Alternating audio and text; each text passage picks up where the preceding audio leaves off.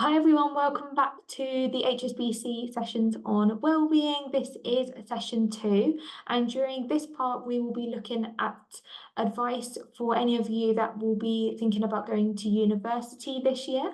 And I'm still here with my colleague Kieran today, who will be answering some of these questions about your wellbeing, about keeping safe at university. So Kieran, please could you provide some advice to students who are heading to university this year? What would you suggest to them in order to maintain their well-being? Yeah, starting university can be daunting, so it'd be a good idea to get involved in some groups that with interest to yourself, build a good social network. It's a good way of finding the support and also realizing that there are many of us that are probably in the same situation and feeling the same way as you as well. Meeting new people always contributes to a positive well-being. Universities often have wellbeing hubs and medical advisors, so being aware of who you can go to if you do have a problem is always important, just in case you do need them. And then making sure that you attend all inductions, get to know your course tutor is important so they can support you as well.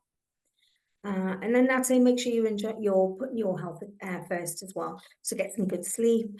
I know it's hard during Freshers Week, drinking and sleeping might be a tough ask, but having a hangover, being sleep deprived doesn't help build a positive well-being. So it's really important that you find a balance for that.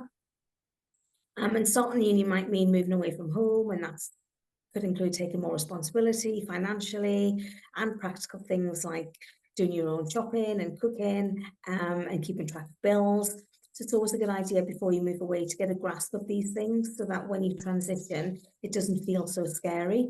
And usually the university union can have support. They have support services that are able to help you and give guidance on those areas as well. And get a good head start with the academic stuff. So there'll be lots of new information that comes your way with deadlines, reading, independent work. So make sure you attend the early stages and maintain your attendance and have that good relationship with your tutor to help you keep on track. That's all great, really good advice. Thank you so much. I know going to university can be really scary and daunting, so looking after your well-being and your self-care is really important as well. If, for example, there was a time when someone had an issue or needed some advice, who would you suggest for students at university to go to if they do need extra support? Yeah, there's a few places that can go to. So you've got your student union, they'll be able to support you there. You've got your course tutor as well, they'll be able to support. And usually at universities, they have an employability hub for careers advice, if that was an area that you needed to think about.